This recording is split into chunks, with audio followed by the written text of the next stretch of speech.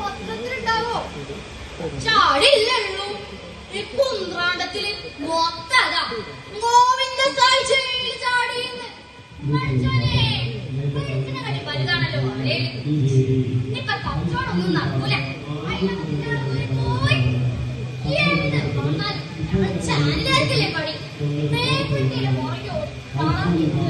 ഇപ്പൊ സായിനെ പുറകെ പോണം. ഈ സായിനെ കണ്ടുപിടിക്കണം, പിടിക്കണം, പല്ല് തേപ്പിക്കണം, കുളിപ്പിക്കണം. ഞങ്ങളുടെ ഒരു വിദ്യ ചാടിത്ര നിങ്ങൾ തന്നെ പറ. 20 മീറ്റർ ഉയരത്തിലുള്ള ഈ മൊണ്ടമതില് ആ ഒറ്റക്കൈ എങ്ങനെ ചാടിന്ന? ഇതില്ലാരും ഓനെ സഹായിച്ചിട്ടുണ്ട്. എനിക്കപ്പ ആ ടീമൊന്ന് നിർത്തോ? ഒറ്റ പോകാം. പിന്നെ ഞാൻ ഉറങ്ങിയിട്ടില്ല.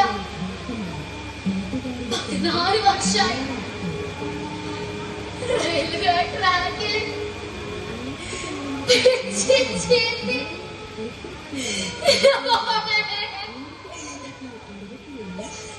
ജയിലിലായിരുന്നപ്പോ സമാധാനം ഉണ്ടായിരുന്നു.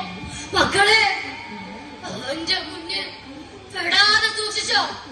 വെട്ടാം അവൻ നിങ്ങളിൽ കൊല്ലും. മൃഗാണവൻ, മൃഗം. മൃഗമെന്ന് പറഞ്ഞ് ഞങ്ങൾക്ക് ചീത്ത പേരുണ്ടാക്കല്ലേ. സ്വയം രക്ഷയ്ക്കും ഭക്ഷണത്തിനും അല്ലാതെ ഒരു മൃഗവും മാറി ഉപദ്രവിക്കില്ല.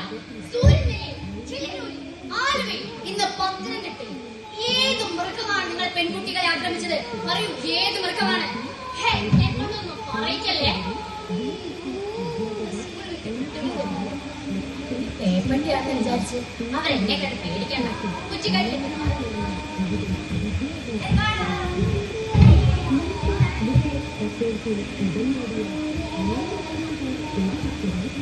കൊഞ്ചം തള്ളിക്കിടക്കുമാ.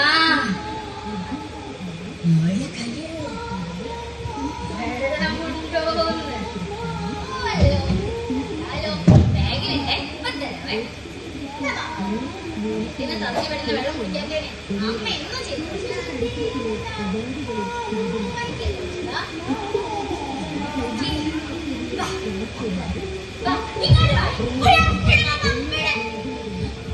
ാണല്ലോ ഒറ്റക്കയ്യൻ കുട്ടീനെ വലിച്ചോട് ഇങ്ങോട്ടല്ല വരുന്നത്. നാട്ടുകാരെ ഇങ്ങനാണ് എനിക്ക് പേ പിടിച്ചു. അവനെ കടിച്ചു കയറും.